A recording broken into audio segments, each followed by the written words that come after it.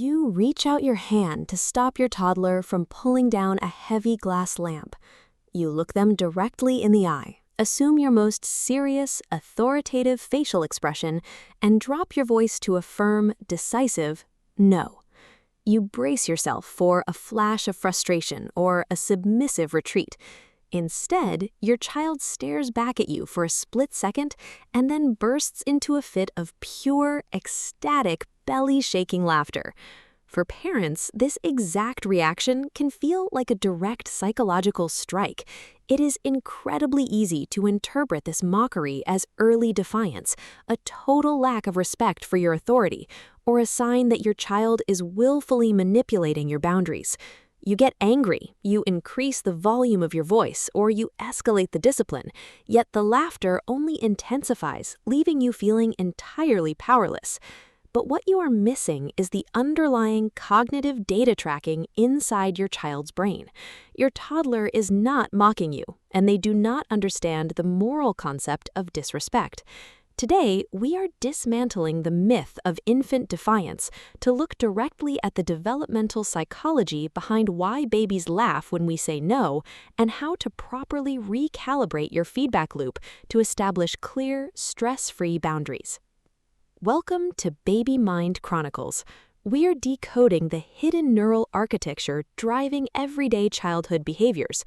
By the conclusion of this brief, you will understand the concept of cognitive incongruity theory, the mechanics of acoustic sound play, and the precise behavioral modifications required to turn a laughing standoff into an actual boundary realization. Let us isolate the first major variable, the acoustic and theatrical shockwave.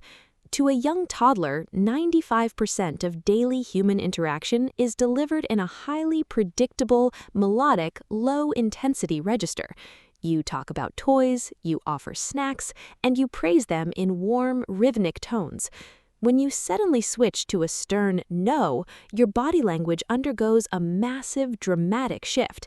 Your eyes widen, your posture stiffens, and your voice drops into an intense, sharp staccato pitch. Because their prefrontal cortex cannot yet synthesize the social meaning behind this change, their brain registers the event entirely as a highly entertaining theatrical performance. The word no sounds like an exciting, high-impact noise, completely distinct from standard speech. They laugh because the sudden burst of physical and vocal intensity catches them by surprise, much like a giant jack-in-the-box popping out of a container. To them, you aren't disciplining, you're performing an engaging, high-energy routine. The second pillar driving this laughter involves a psychological phenomenon known as cognitive incongruity resolution and tension buffering. When you confront a toddler with a stern expression, they immediately execute a process called social referencing. They search your face to figure out how they should feel about the current situation. They see your serious mask, and their nervous system detects a wave of unfamiliar, slightly intimidating energy. This creates a flash of internal, instinctual tension. However, because they're safe in their home and looking at their primary caregiver, someone who represents absolute comfort, their brain encounters a severe The brain asks, "Why is my safe person making this scary face?" To resolve this neurological paradox and preserve their emotional equilibrium, their system automatically triggers laughter as a biological safety valve. The laughter is an involuntary nervous response designed to diffuse the sudden intensity of the room and reassure themselves that everything is still safe. It is not an act of mockery. It is a mechanism to shield their fragile ego from an overwhelming emotional climate. The third element reinforcing this behavior is the familiar trap of the behavioral feedback loop. As we have previously established across their development, toddlers are obsessed with tracking environmental cause and effect. When they execute a forbidden action and you respond with a highly animated, emotionally charged no, you have unintentionally handed them an incredible prize. They realize that they possess the direct power to command your full attention and alter your baseline state in a single microsecond.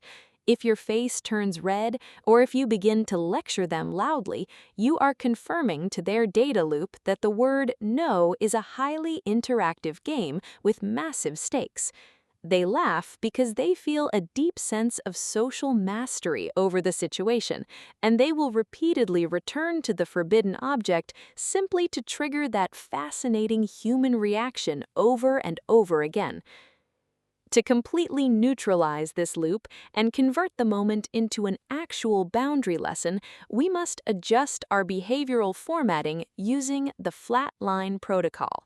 First, strip away all theatricality from the word no. Stop shouting it, stop altering your facial expressions, and stop making it an exciting event. When you must intervene, assume a completely flat, neutral, monotone expression. Say the word calmly, or better yet, skip the negative command entirely and pivot to a direct, structural instruction. Instead of shouting, "No," hitting the glass, calmly step in, physically block their hand, and say in a flat voice, "Hands stay on your lap." Second, immediately remove the social reward of your proximity. After delivering the flat instruction, physically redirect them to a safe activity or turn your torso away for 30 seconds. By rendering your reaction completely boring and removing the audience, you prove to their analytical brain that testing this specific boundary yields absolutely zero data and zero entertainment value. The next time your child laughs directly in your face when you tell them to stop, pause your own emotional reaction and look at the neuroscience. You are not looking at a mini rebel or a calculated adversary. You are looking at a young mind navigating acoustic surprises, processing cognitive incongruities, and testing the levers of human interaction. They are not fighting your authority, they are simply trying to map how the social world functions. Your role is to remain the predictable, unshakable law of nature that cannot be manipulated by laughter or tears. Remove the theater, maintain your structural calm, and allow their developing logic to find security against your steady, unemotional boundaries. You have all the data needed to govern the room with absolute clarity.